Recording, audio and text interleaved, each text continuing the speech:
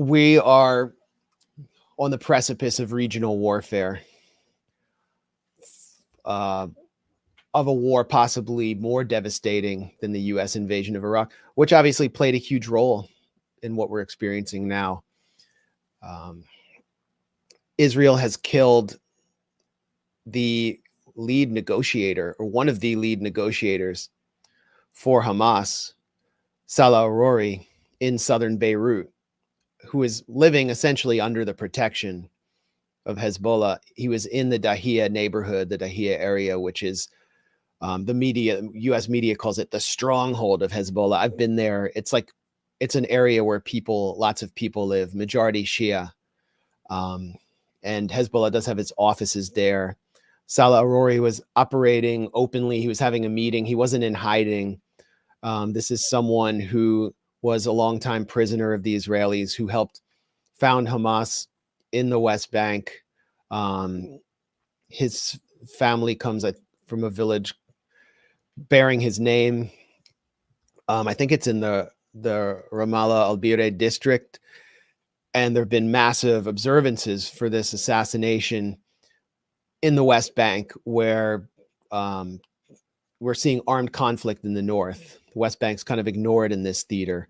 But al-Arouri came out, I'm pretty sure, as part of the Gilad Shalit swap, and was close to Yahya Sinwar, the prime minister of Gaza, who conceived the whole prisoner swap from within prison himself. So al-Arouri was a very central figure to the negotiations taking place with Israel for the release of Israeli captives. So what is this? I mean, I want to play a quick interview with him just to underline the point that I'm trying to make about what this means for the course of the conflict and for the lives of the Israeli captives in Gaza. I think he said some things which was recorded and went on the This air is his by final some interview. Hebrew channels. He said, if Hamas offered all for all, we would accept it. But he was lying, because we came up with an official and public offer from Mr. al-Sinwar personally, who said we would be ready for the idea of all for all. I said this, and Abu Ubaidah said it as well. He's talking about all captives for all captives, all Palestinian political prisoners. Well, that was our stance from the beginning, because our goal was the freedom of our captives. We announced that we were not willing to keep the Israelis as human shields. What we were seeking was a human goal, and that was the freedom of our captives in Israeli jails. So the prime minister was lying to his society. Practically, I think this matter has to become very clear for the Israeli society and the international community. What he was talking about was the military operation to free his prisoners from Hamas. This matter is impossible. He failed in it for about 70 days, and the ground incursion inside Gaza, the Israelis succeeded in getting 3 corpses only. When they came close to free a living soldier in order to free him, they killed him, and 2 more soldiers were shot while others were wounded. So the idea of freeing the soldiers alive is totally impossible. But the real decision within the Israeli leadership states that let them be killed in the battle. We do not intend to pay the price. The wanted price is just. We are seeking the freedom of our captives who have been in Israeli jails for tens of years. It is a big crime to see freedom fighters behind bars for this long. Hamas offered the idea of all for all. The Israelis are promoting only lies. They have been saying that Hamas agreed for the release of women and children under heavy pressure. So we are going to exert more pressure on Hamas in order to force it to release our military men and women in an unjust deal, or without any deal at all. For this particular reason, we took a decision to postpone the prisoners issue till the end of this battle, as long as... So he's basically speaking to the insincerity of Israel in these negotiations and accusing Netanyahu of lying to the Israeli public.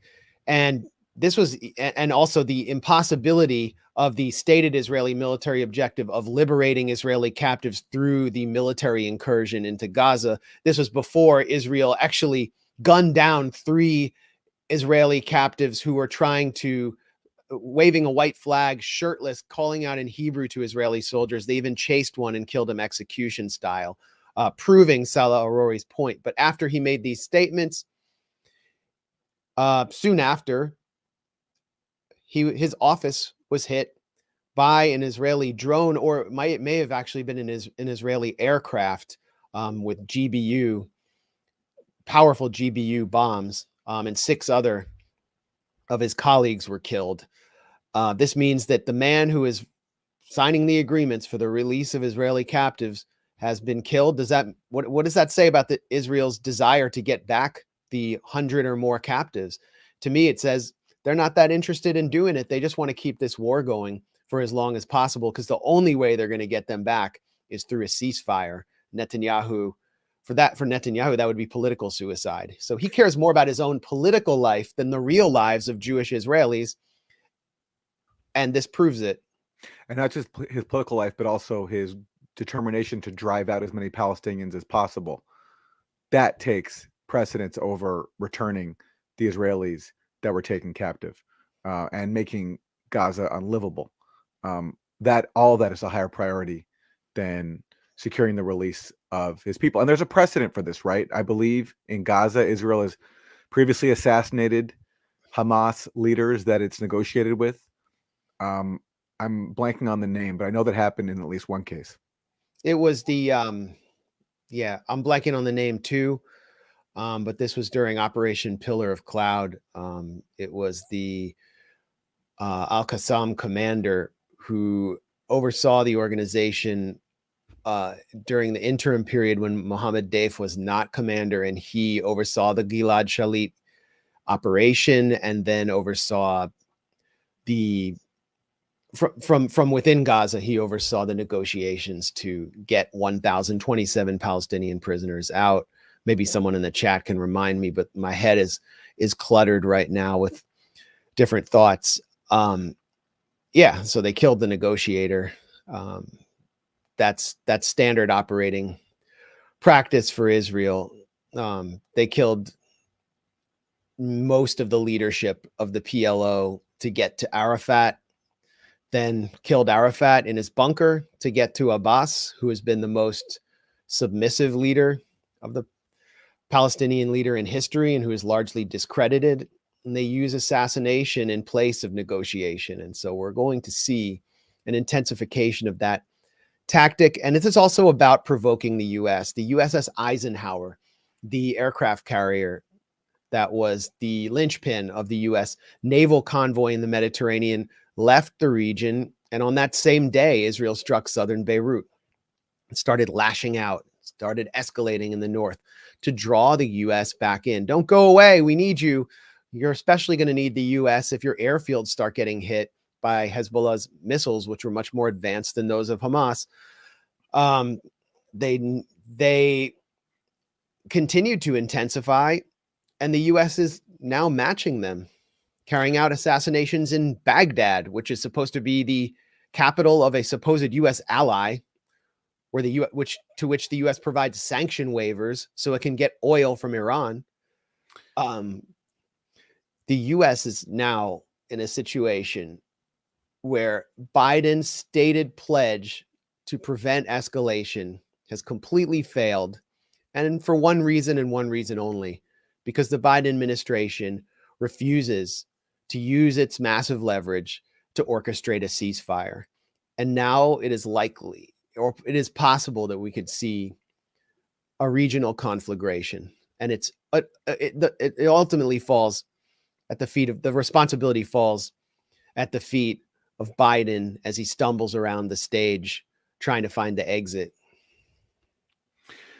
Max, I'm sorry to put you on the spot, but the timeline for the Sabra Shatila massacre in Lebanon, since we're talking about this latest Israeli escalation in Lebanon, didn't Sabra Shatila, this massacre of Palestinian civilians by Israel's allies in Lebanon, that happened after the PLO was basically given assurances that if it withdrew, Palestinian civilians would be protected? Do I have that timeline right? Yeah, there was a sort of a ceasefire. Yeah. And as part of that deal, the PLO agreed to withdraw its fighters, basically all men of military age who carried weapons, from the Sabra and Shatila camps. And so it was at that moment that the fascist Christian Phalange forces struck with Israeli support, Israel providing them with flares to light up the night so they could just hunt down women and children. And you can see the photos or read the dispatches from Robert Fisk, who I think was the first English language reporter to get in. It was women and children with their dead bodies splayed out in the streets of this camp. I've actually visited the memorial in Shatila to the victims, and you see the names of, mostly female names there. And Israel had its forces nearby, basically overseeing this massacre, watching it take place.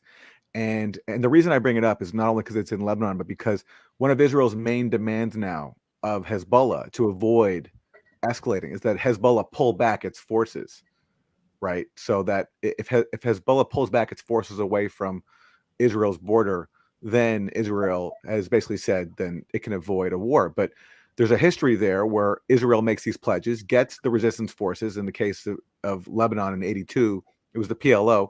And after PLO withdraws, then they go in and just massacre the defenseless civilian population. Well, there's also Gaza to consider. I mean, Israel is massacring civilians in Gaza, carrying out field executions in northern Gaza every day, bombing civilian homes. And the presence of Hezbollah south of the Litani River has preoccupied at least 1/3 of Israel's military. Actually, Israel's pulled out entire battalions from northern Gaza. Something like 5,000 soldiers have come out to reinforce in the north. So Hezbollah is limiting the malevolent, murderous capacity of Israel in the Gaza Strip. If they pull back, Israel can concentrate its forces there. That was the strategy outlined by Secretary General of Hezbollah, Hassan Nasrallah, in his first speech after October 7th. And I think as Israel falters in Gaza, as its troops take more and more casualties, we're seeing reports in Ynet, mainstream Israeli publication, about over 2,000 serious injuries, around 2,000 soldiers crippled for life from their injuries in the Gaza Strip. Around 200 are officially dead. I think the number is probably higher. It's not clear what military gains they've made except setting Gaza back 20 years. And now they want to pivot north in order to keep the war going. This was Yoav Gallant, the defense minister's original objective. We saw reports in U.S. media in October that the Biden administration essentially stopped Gallant from immediately launching attacks on southern Lebanon after October 7th. So and now they're moving towards what may have been their original goal.